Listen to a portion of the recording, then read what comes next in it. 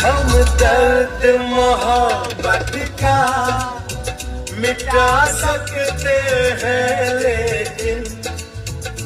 हम दर्द मोहब्बत का मिटा सकते हैं, लेकिन ये रोग